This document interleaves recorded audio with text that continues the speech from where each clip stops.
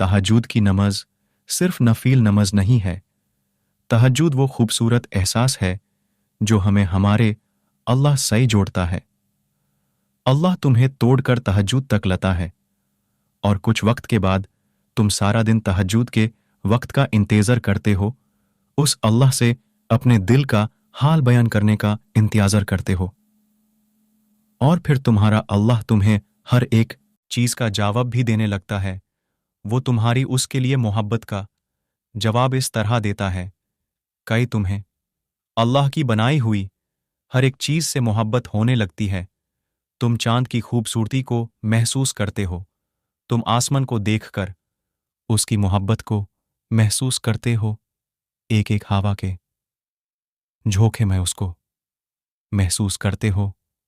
तुम शुक्र अदा करते हो कि उसने तुम्हें यह दिन दिखाया, उसकी बनाई हुई हर एक चीज़ को महसूस करना सिखाया और तुम्हें किसी और की मोहब्बत की ज़रूरत महसूस नहीं होती।